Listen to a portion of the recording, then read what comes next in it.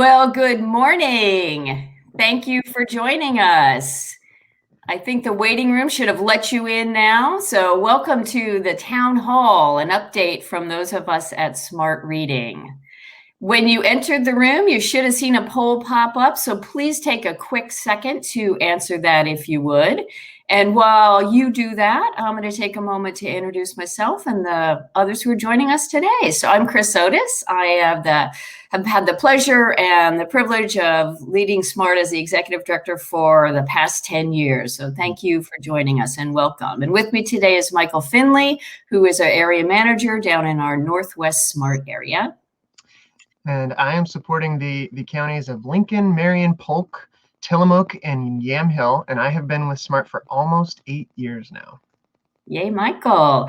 And not on camera, but behind the scenes is Elena Herr, who is a member of our development team, and she's also our executive producer this morning. Good morning, everyone. Thank you so much for joining us today. All right, so I'm going to if I do this right, I'm going to take a quick look at the poll here and see who's with us. So thank you for sharing that. We thought we might be in a room this morning with a bunch of friends of ours, and that looks to be true based on the poll. A lot of our volunteers are here, site coordinators.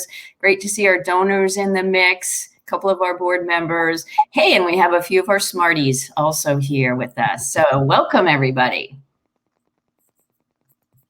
All right, so let's take a quick peek then at where we're going this morning. We're going to talk a little bit about the need for SMART. We want to talk pretty extensively about how we've adapted during the last, almost a year or so. We certainly want to talk a little bit about how you can help, and then we want to get to some questions and answers. And along those lines, I'm sure everybody's been webinaring and online for months now, so you know that there's a chat box here. So feel free to pop your questions in there as we go through. Michael and I will do our best, if we can, to answer some of those as we're moving through the presentation this morning, but we'll also save some time at the latter portion of the presentation to answer any questions that we didn't get to. So, all righty, with that, let's get going. And any conversation we have about SMART and where we are today, where we have been over the past year, in fact, where we've been over the past almost 30 years, begins with a recognition of this commitment that we have to our kids. Throughout the last several months, as we have been challenged like everyone to rethink what we're doing and how we're doing it, we have never lost sight of our own North Star, which is the kids we work with, and our commitment to spark joy and opportunity through the magic of a shared book. We often think about the work that we do, or always think about the work that we do as having a really valuable impact on the kids that we're serving. But we know now that our kids need us more than ever. Reading has always been important. Reading for us is that gateway academic skill. But we know now that kids have been out of school for an unprecedented amount of time, and they need us to be there with them. And here's a quote from one of our elementary school principal partners who summed it up well when she said, "Some schools may look at SMART reading as a supportive program, but it's times like these when SMART reading becomes an essential program." Mm-hmm. I don't think we could have said it any better than that.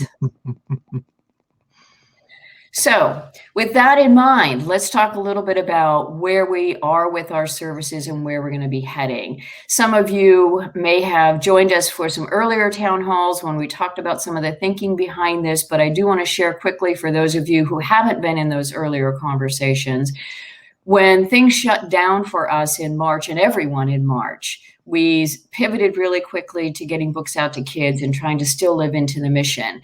But the very quick second shoe that dropped for us was, let's think about and get serious about what we're going to do going into the future. And at that time, we were weighing a number of different program alternatives. And that was long before the CDC had put out guidance for social distancing. It was before the Oregon Department of Education had a chance to put together their guidance and release that. And as they did, things became more clear for us around what we could and couldn't do. Clear we were not going to be able to be in schools. They were not going to be allowing kids in or teachers in, let alone our volunteers or visitors into the school building. So then we said, all right, what is it that we'll be doing that will still allow us to deliver on that mission of ours and those two critical elements, which are getting books in the hands of kids and providing those engagement opportunities. So with that in mind, we spent several weeks or months and are still in the tooling and retooling and testing and retesting process, but came up with our latest slate of services. So we still are doing books, books, and books. Books are going out to kids. You're going to hear more about all of these in a second. This is just a quick overview. Books are going out to kids. Those books are accompanied by a library of video read-alouds, and you'll see those and hear about that and see some of that in just a couple of minutes. And we've developed a program that is the closest we can get to the one-on-one services that we all know and love as SMART. So that's an individual read-alouds, and then we're accompanying our programming with another virtual offering, which is a live classroom read aloud. So again, we'll share more information about that in just a second. And then a newer service to our mix is a Penpal program. Mm-hmm. All right, so let's talk a little bit about books. Michael, I'm going to go to you since you've been the book expert for a long time, and you've certainly been on the ground with how we're working with books this year.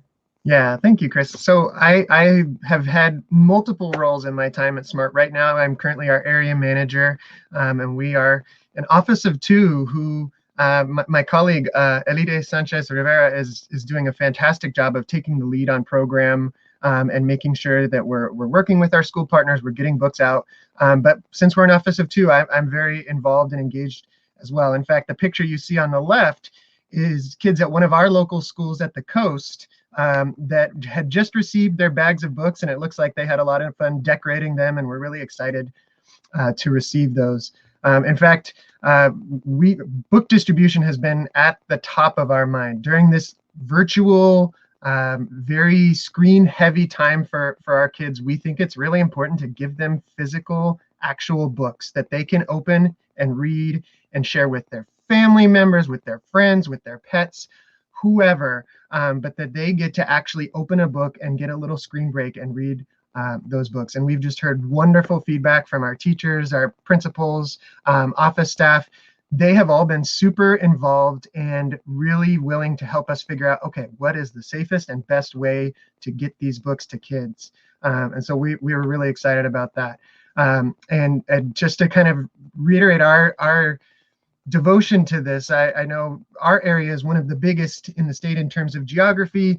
There was a day where our office is based in Salem. I went from Salem out to Grand Ronde, up to Pacific City, then Tillamook, then back to Carlton, and then back in the same day to make sure that we got those books out to the volunteers, the schools, and then eventually the kids. So book distribution has been a big focus of not only our area, but throughout the state.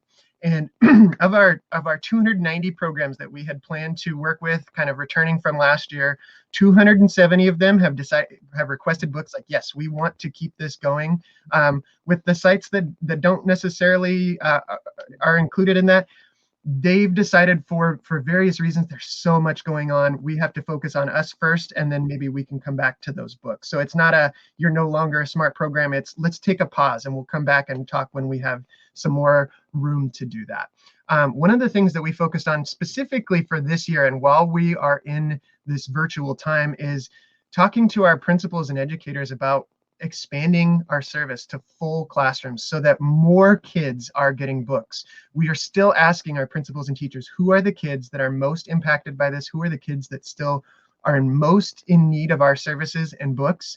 But we're also expanding that for this specific year to make sure that we get more books in the hands of kids. That site that I mentioned on the previous page with the picture, at that site, typically we have enough volunteers to read with 50 students, but because we're not doing in-person reading this year, we offered the opportunity to do one less book per month per each child, but double the amount of students that we serve. So at that school, we are serving 100 first graders and making sure that they are getting books. And that's why you saw so many of them excited. And when we asked that school to share kind of just their thoughts and why they enjoy smart reading, 3 of the teachers reached out and sent us wonderful videos of why they appreciate our program and what it's doing for their kids. We also introduced a curated list of titles, and that's one of the things we wanted to do was make it easier and make it a simple process for our teachers and for our educators to make sure that we weren't being a burden on them, but being an addition to what they are already doing. We didn't want to add a whole bunch of extra work because our teachers, principals, office staff, they have got a lot going on. They're juggling so many things and trying to do a mix of hybrid and virtual. And so we wanted to be, hey, we want to make sure to take care of and do what you need us to do and still get books to kids. So we created a list that was selected by a group of people from across the state, a group of our staff from across the state, to select books that they thought would be really exciting for kids, really representative for kids, and provide dual language options, as well as really exciting nonfiction books as well.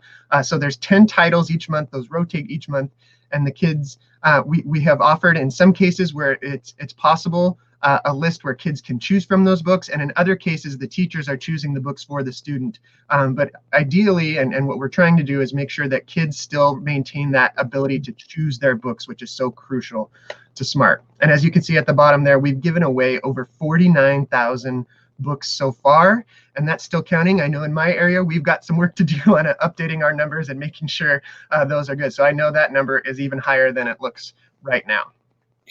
Well, and the question that we often get in terms of numbers of books, because we've been talking about this with in various groups across the state, is how does that number compare to prior years? And as Michael said, there are books that are going out right now all the time. So that number is changing. Rather than kids getting books each month, the big distributions are happening sort of on an every other month basis. So the numbers are changing in big chunks. But generally speaking, we're tracking on par where we have been. And by the time we reach the end of the academic year or the SMART year, we fully expect that we will have given out the number of books that we would have in any other SMART year. Yeah.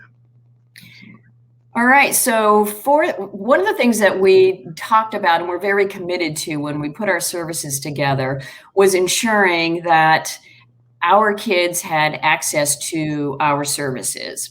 And we know that technology is challenging across the state. There's been a lot of good work done, and districts across the state have scrambled to get devices in the hands of kids to create hotspots and connectivity where there wasn't Wi-Fi or internet availability. And all that's done a lot, but it has still not enabled every kid to engage. So as we were thinking about SMART, what we decided to do is make sure there were 2 things that we did.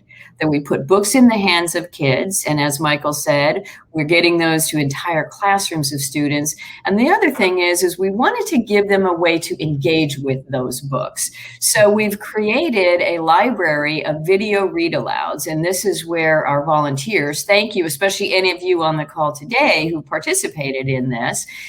We've created a library of read-alouds where volunteers have recorded themselves in very animated ways, often sharing a particular book. And then those videos are all stored on a password protected site on our website, and they're accessed by a QR code that's on the book plate that goes inside each book that goes out. So any book that's going out from SMART has this QR code, and we've all by now become very familiar with the QR codes. You got to access everything with them now, but you put your smartphone on that and it'll take you to the library. When we think about access, what we know is that, well, not every family and not every child has a device that will connect them to remote learning or into a classroom, most families have a smartphone. So our kids are at least able to have a book in their hand and able to have somebody read that book to them.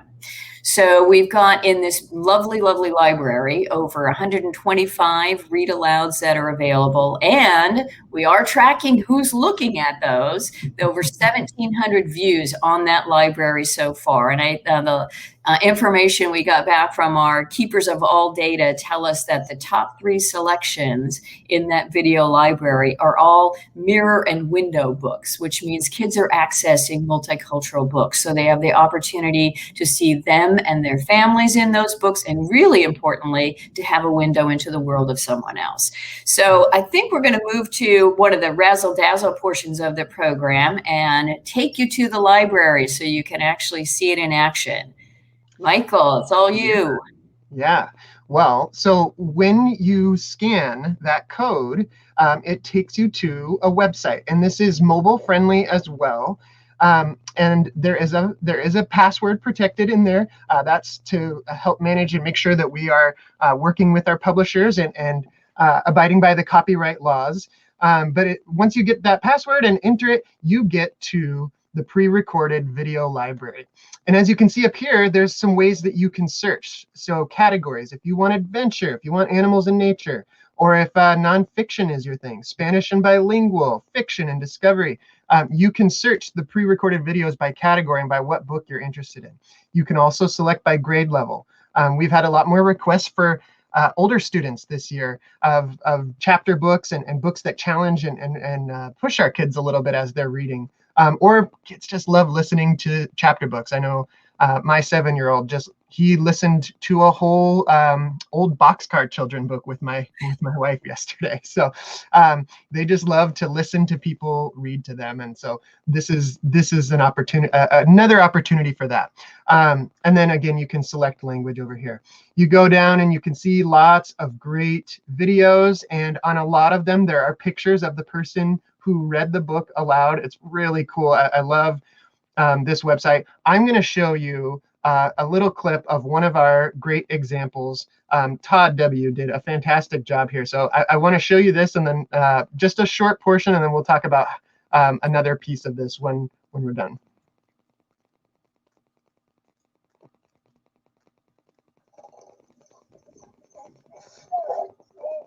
Oh, goodness.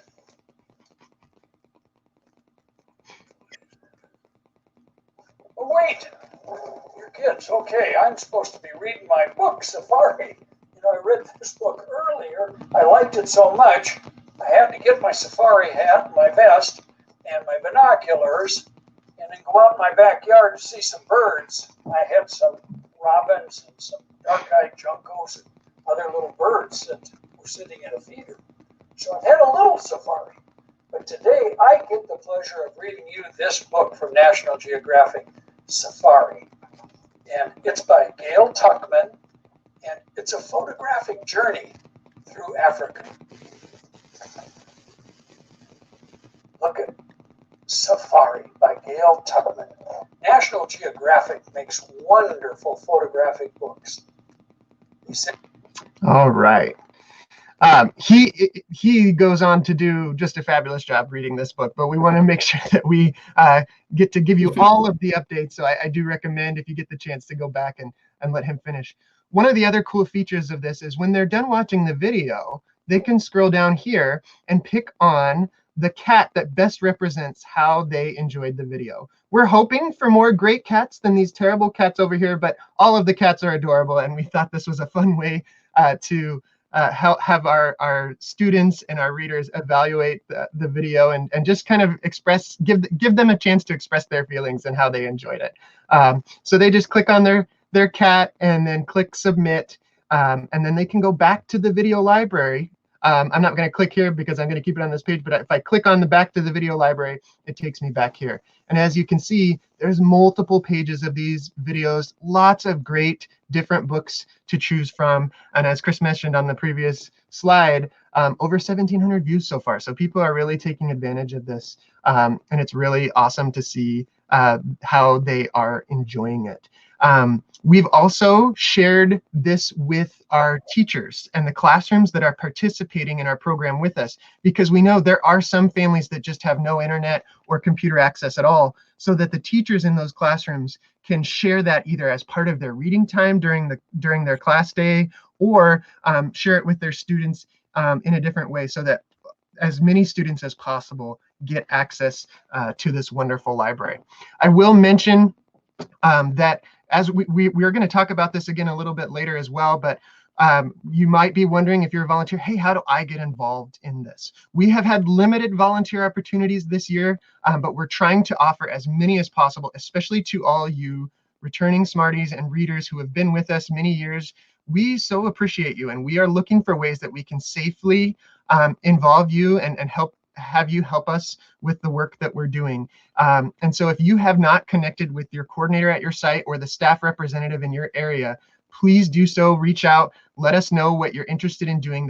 We'll talk about the different options, but we want to get as many of you involved as possible in a safe way. And this is one of those. And as you can see, we've just had a lot of excellent videos recorded for us. Michael, can you take us back to the main deck? I can, absolutely.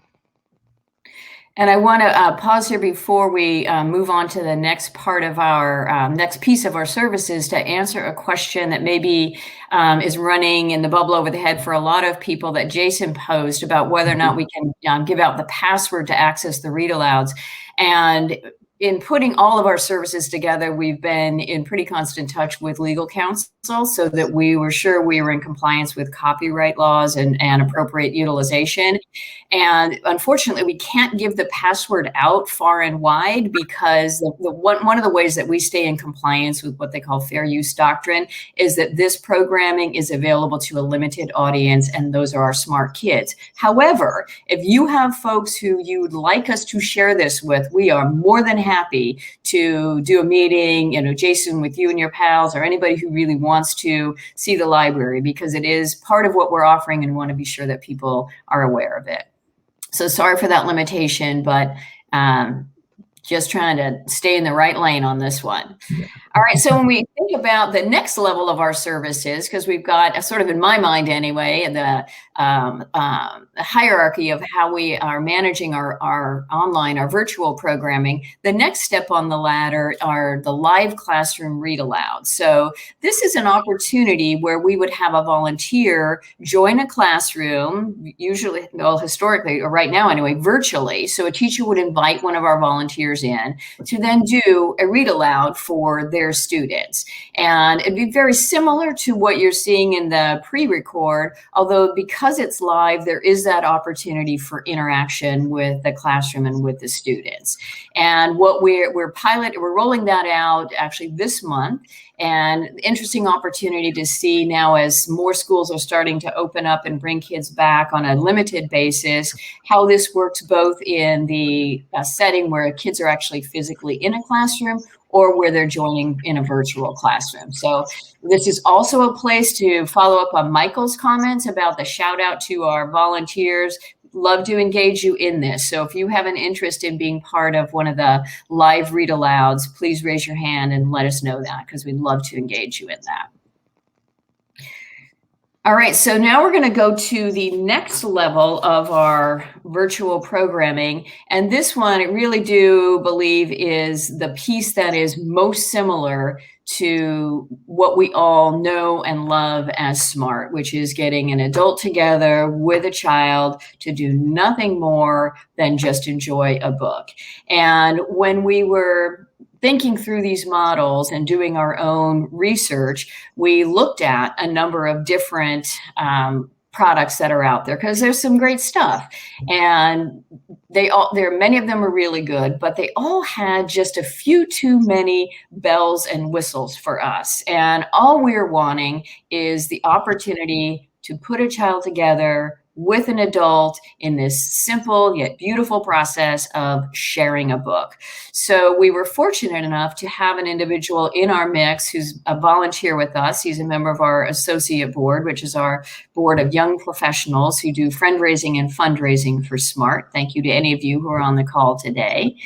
And he's also a digital wizard by day who works at Adidas. And he and his wife have both been volunteers with us, so they know the program.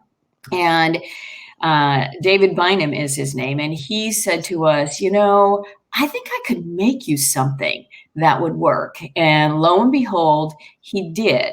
So he built us a platform that we're going to show you in just a second that brings a child together with a volunteer for reading using Zoom as the platform. So a child would be online, just like Michael and I can see one another, same situation there, in the story room enjoying the book.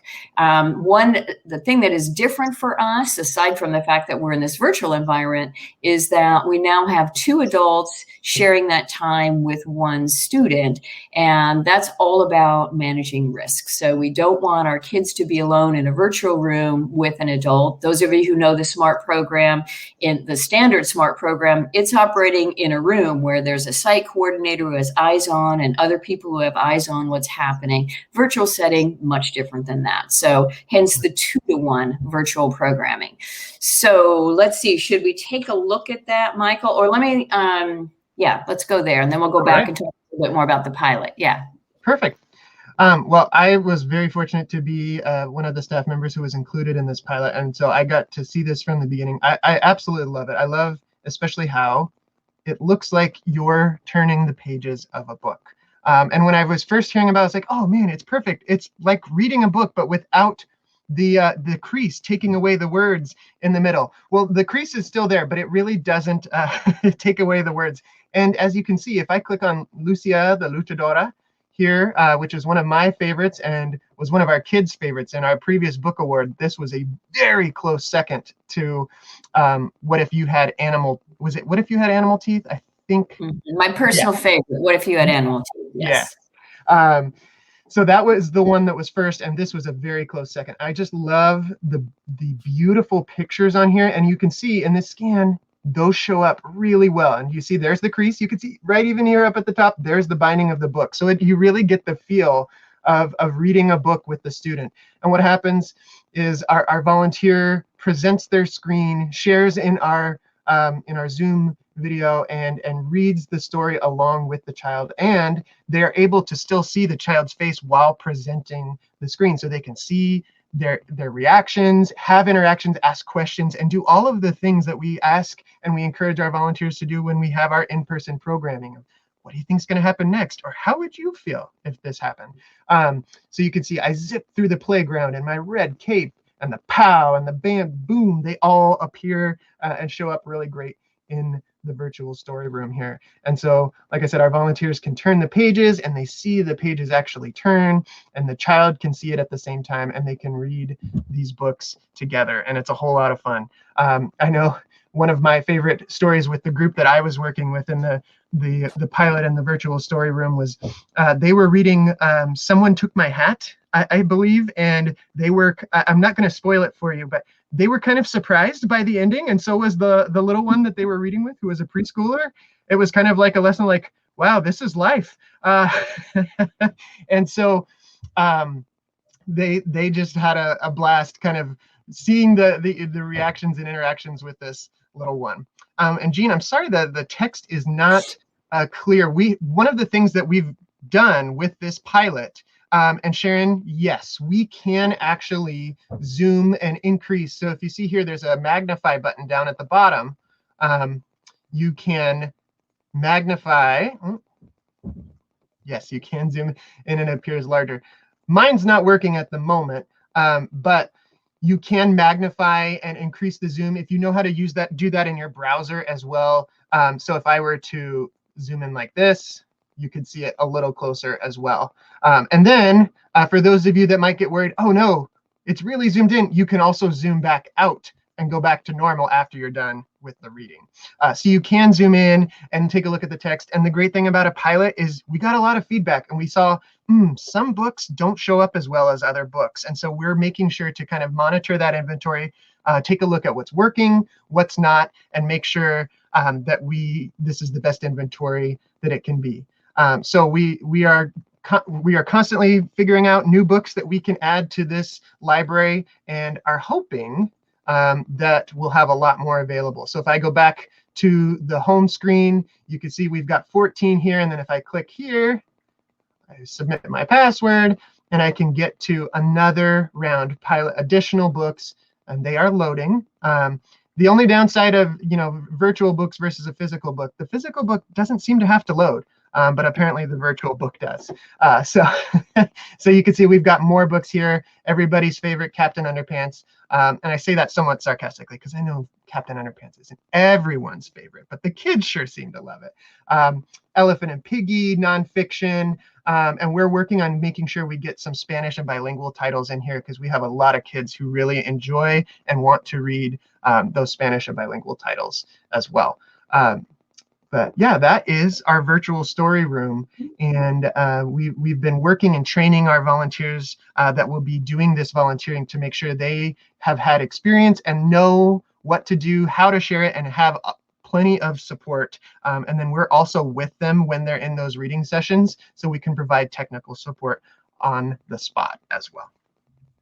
And as Michael has mentioned a couple of times, the first part of getting this programming up and running, beyond just the visioning of it and the figuring out the mechanics of it, was actually then piloting that. So the end of December, we launched a pilot. It included mostly friends and family of SMART, because we needed to just try this thing out before we really tried to make it stand up and go somewhere else. So that first phase had a number of students in it and volunteers. And they were a lovely and engaging group of people, the brave warriors who actually had to do this first round with us and live through the questions around, oh my gosh, I can't see it, or how do I make the Zoom platform work, and all the kinds of things that we've all had to deal with as we've been in this virtual environment. Great feedback from them.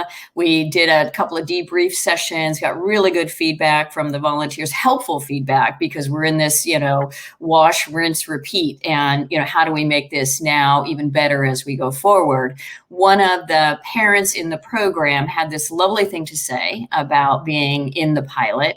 It was a joy to hear my child interacting with his volunteers. They had him laughing and telling them stories.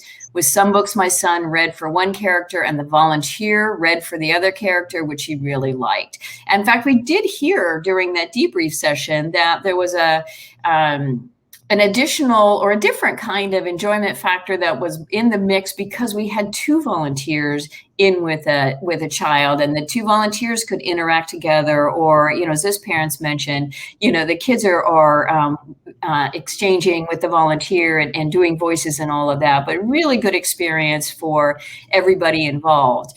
In terms of evaluating what's happening, we had that feedback session. One thing that's happening at the end of each of the Read Aloud sessions, or the Read Together sessions, is the volunteers are taking the students through another version of those cat emojis around, how did you feel today about reading? Was this enjoyable for you? So here you can see the questions that we're asking. And our students, you can see here, overwhelmingly said, these things, I felt good about doing this. I felt great, reading aloud was fun.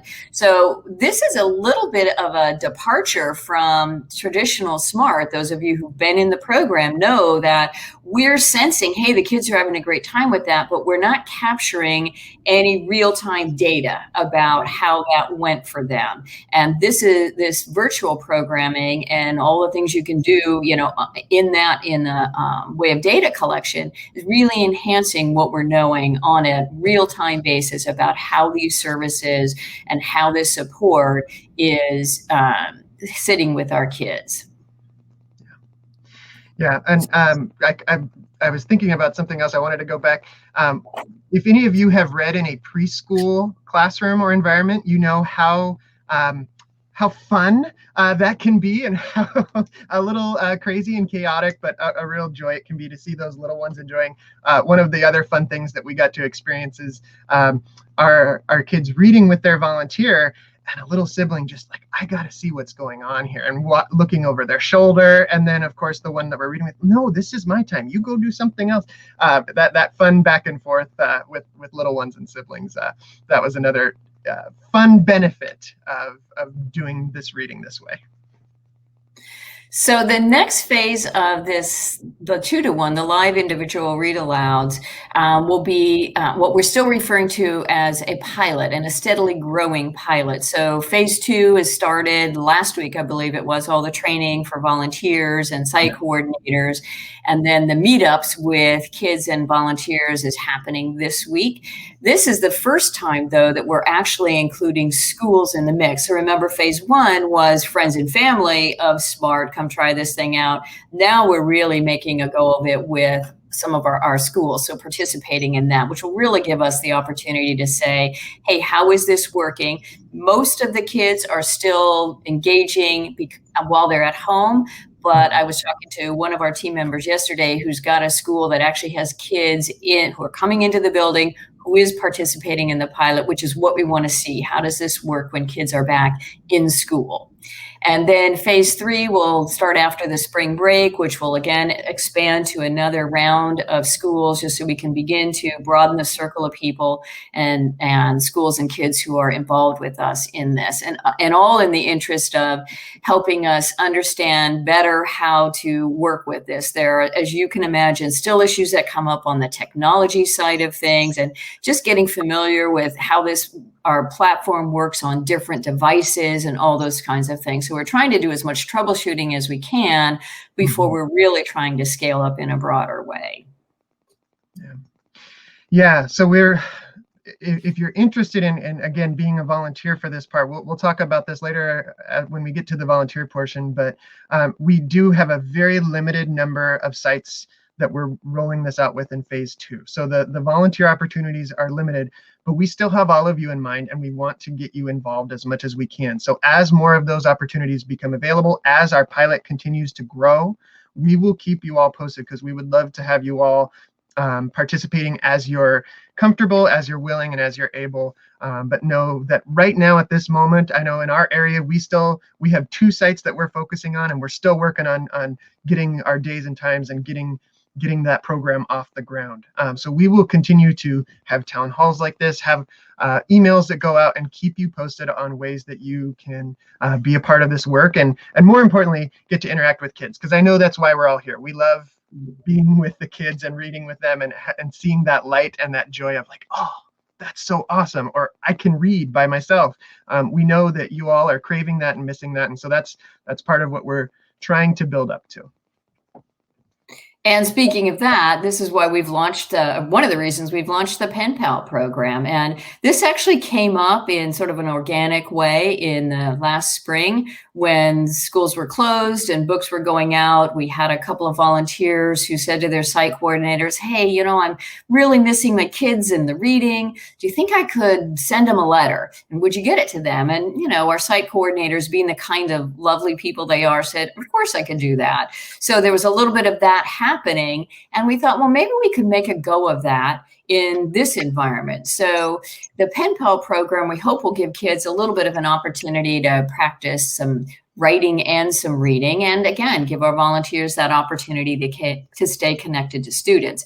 Right now, this is all working in a virtual environment, so it's not actually pen to paper and notes going back and forth. It's happening via email. Our site coordinators are very much in the mix, so they're matching students and volunteers. They're also the ones who are previewing any information that's going back and forth, because we just want to be careful about what kind of information is being exchanged there. And I think we've got on this next slide a cute example of one of the exchanges that happened recently. I just love this. One of our team members shared it out the other day. So, hi, Donna. I like reading Wings of Fire. I am on book 5. I like technology. I have a pug named Bait. She is a living nightmare for my mom. So that's an example of some of the pen paling that's happening right now. And this is rolling out in a few schools, I think mostly in the Washington County area. But if you know somebody who, or a school who you'd like to participate in the Pen Pal program, we're happy to have you.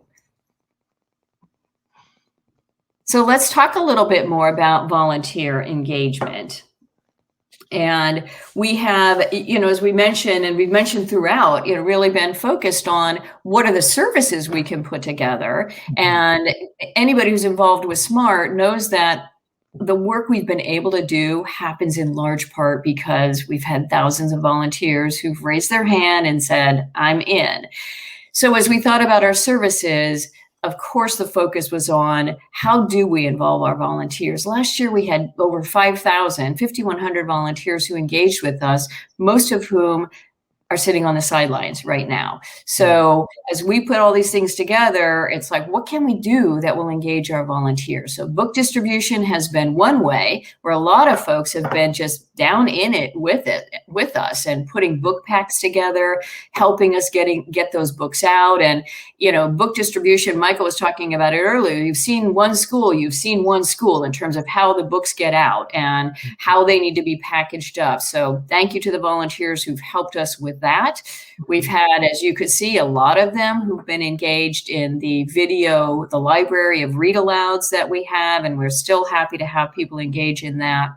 And then as our live classroom ReadAlouds roll out, there's another opportunity for our volunteers to be engaged, and of course through the 2-to-1 and the individual reading, and then the Penpal program. So we've surveyed our folks periodically to see how you'd like to be engaged.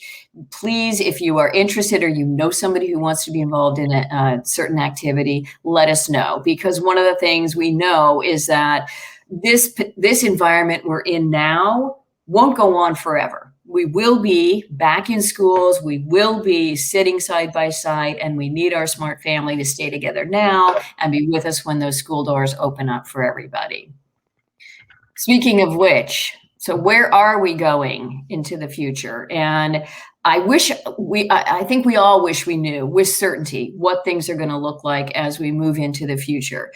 The best guesstimating we can do right now at SMART is to know, as we look at information that continues to come out from the Department of Education, various districts across the state, even the new federal guidance that's being penned right now in terms of school openings, that there is a huge effort to get kids back in school. They've been out for way too long, and the impacts are going to be felt for many years to come.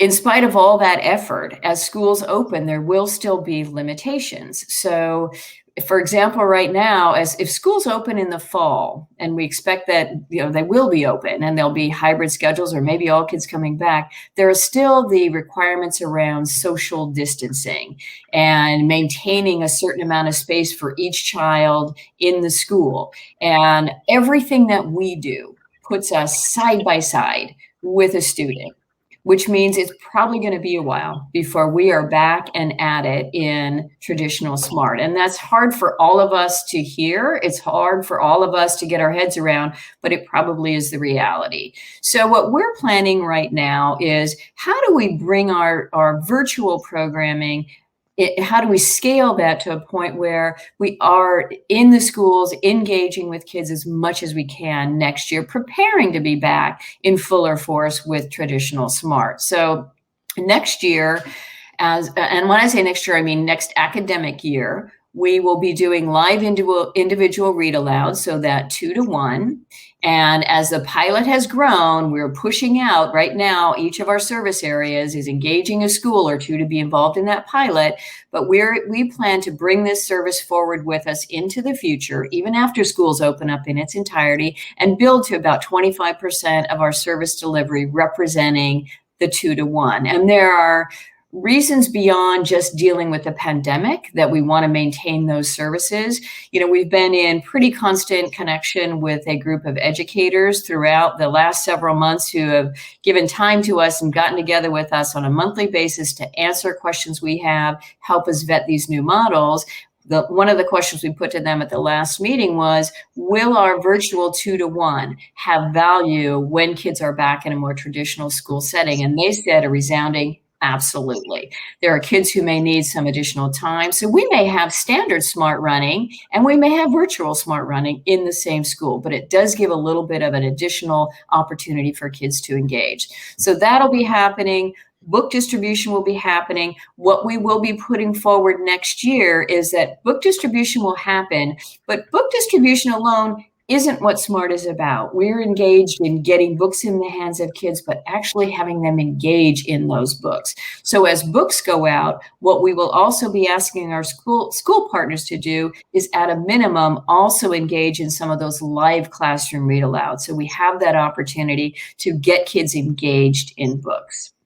We'll, of course, maintain the digital library. Right now, we've been adding to that every month. We're talking now about a refresh of that on more probably of a quarterly basis, but we know it's popular, so we want to keep it active there and available to our kids.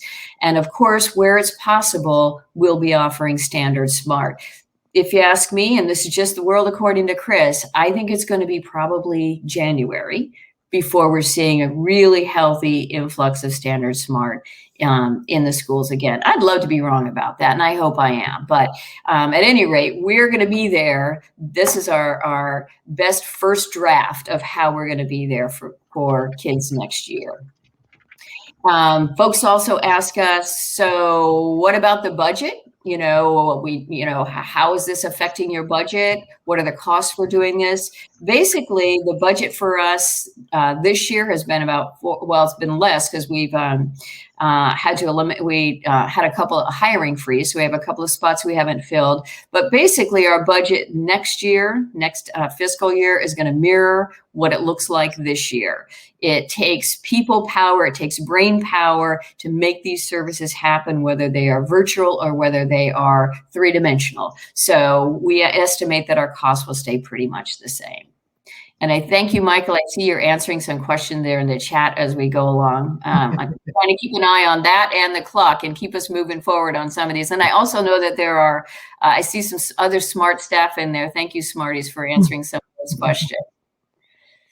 So you may be asking, in light of all those services that you're going to be putting out next year and that you're continuing to provide right now, and the budget that you have now and the budget that you're going to have next year, how can I help you? So we're here to tell you, you can help us in a couple of ways. Those of you who have volunteered with us already, those of you who have donated to us already, thank you for that. That is what keeps us going here. And there are some additional opportunities coming up right around the corner for you to engage with us, celebrate with us, and support us. So on February 26th, which is, I think 2 weeks from tomorrow, yikes, everybody on our event team is saying, 2 weeks from tomorrow, we will offer the state of Oregon a day-long opportunity to engage. So we have a day-long readathon that's happening. It's similar to what we offered in the spring, where we've got amazing volunteers and other celebrities from across the state who are doing read-alouds, and that will be streamed all day long.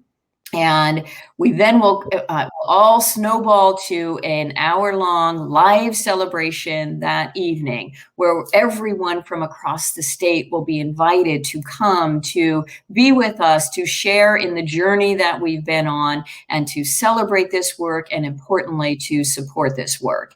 This is the first time, actually, because of this virtual environment, that we've been able to bring the state, all of our area offices together in this. And they've been doing some amazing work to make this a statewide event. And I know, Michael, you've got a lot of stuff going on, so share with us. Yeah. Well, we are really excited. We have got celebrities, we've got volunteers, community partners that are reading books during this read aloud, and we're really excited because it's really representative and inclusive of our whole community, especially in our area, but I know the other areas have really worked on making sure that it represents a wide diversity of the people, communities, and cultures that make up their counties and their areas. And it's just going to be fun because it's people reading aloud awesome children's books and doing a really fantastic job.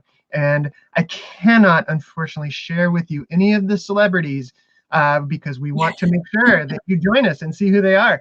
But rest assured, you will be excited and notice some recognizable faces. And so we really hope that you'll join us for that. A big encouragement. It is free to attend and listen and watch the event. So this is a family-friendly event. Make sure that kids, grandkids, and those of your life, come and participate. You're welcome to participate specifically in your area. We'll be monitoring the chat and would love to, just like we're doing today, reply to any questions and things that come up in the chat as well. But we're just really excited to have a celebration and share our love of reading and your love of reading, share that with you together as a statewide community. One of the things that we are also asking this year, we are not doing the book challenge. And so for those of you that are readers, have participated in the book challenge before, this is our way of doing the book challenge this year. And so you can go to this link and you can say, I want to donate my money to go to books at this site, and it will be just exactly like the book challenge. And you see here, that's me with a little more facial hair and my two awesome kids there. Part of the reason we're doing it this way is we know that people give because they feel a connection. They have a personal connection, whether that's friend or family or something they believe in, to an organization. So we are asking you if you would be our champions and create your own fundraising page that's tied to our page, and encourage your social, your personal networks to participate in this with us as well. On my page, I talked about how I'm passionate about smart reading because it has allowed me to and supported me in involving my kids in every aspect of my work. Not only do they benefit because I learn about amazing children's books that I get to then bring to them, but they've been in pictures and videos with me. They get to be a part of my job and a part of my work. And that's why I love being a smarty and working for Smart Reading, because I can really involve my family in it, and I know that they really benefit from it as well. And so I share that reason on my page and encourage people to support and give in that way because they know me and they have that personal connection with me. We would love if you would be willing to do that. It's really easy to go follow the steps as you create your own page, and then you can share it to your Facebook and to your own personal networks. And we do have a champions training session that our wonderful producer Elena just posted in the chat there. Please register for that training. They'll walk you through everything. We would love for you to be a champion with us. And do remind people, there's no obligation to give. People, if they don't want to give but want to enjoy it, please have them come and join us and be a part of the reading sessions and support as they are able. This is about celebrating and coming together as a community and enjoying books and literacy.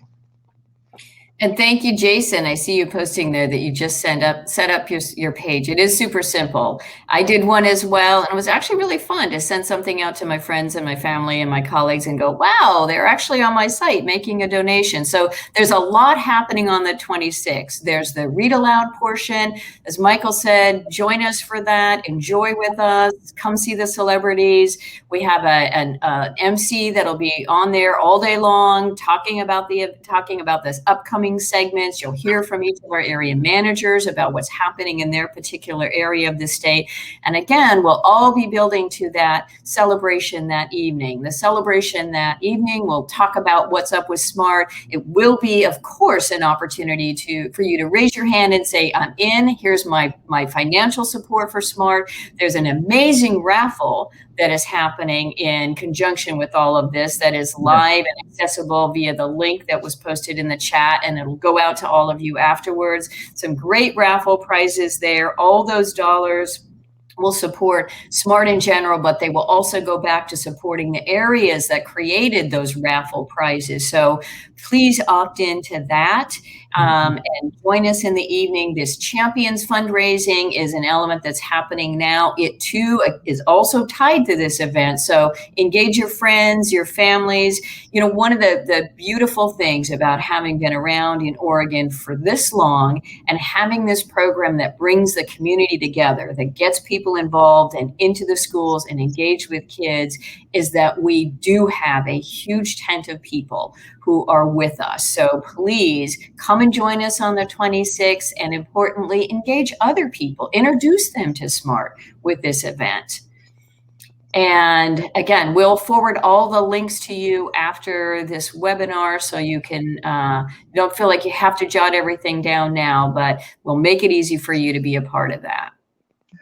All right, I think we're now, I know that our Smarties and Michael have answered questions as we've gone along, as they've shown up in the chat. But Elena, are there other questions that we need to be answering that you were picking up that we didn't get to? Chris, we have just done such a tremendous job as it is going. We don't have any unanswered questions to my knowledge. So what more would y'all like to learn about? Would you like to put a question in the chat? We're happy to take some questions now. Because we've got all of 6 minutes here, and we're happy to answer your questions. But maybe we're just getting really good at being chatters in the chat box and taking care of that. And I apologize if you asked a question that we haven't answered. And like Chris said, thank you to all of the Smarties who have been active participants today. It's been it's just been wonderful to see so many friendly names that we know the faces. And of course, we can't quite see you. Elena, there's a question here about how to set up a Smart account. I think that's related maybe to the fundraising. Jean, is that right?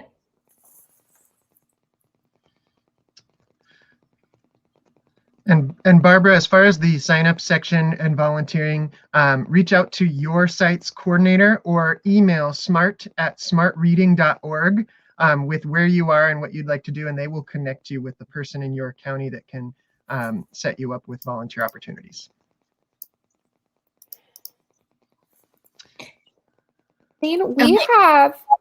We have a toolkit of helpful resources for you to go ahead and get started with your Oregon Reads Aloud champion page. And we are genuinely here to help as well. So I'm not sure what area that you live in, but your local Smart staff would be happy to help with that. I am happy to help as well. We can talk through with you how to set up your page and get you ready to go. And then over in the question I answered, Jennifer, I'm not sure if you saw, but I replied that you should reach out to the person who recruited you to do the pre-recorded read aloud and ask them your question, and they can let you know if that's possible. All right, so lastly here, the contact information, my contact information, Michael's email, and Elena's contact information are all here for you. We are happy to answer any remaining questions, or if you get away from here and you go, I wonder how they're doing that, feel free to drop us a note. But mostly just thank you for joining us this morning. Thank you for what you've done for us so far, what we know you'll continue to do for us in the future. And thank you for sharing the joy and the beauty of Smart with other people in your particular community. So we hope we will see you in person at some point in the not too distant future. But for now, on behalf of Michael and Elena and I, go out and have a great day. Thanks for joining us. Thank you.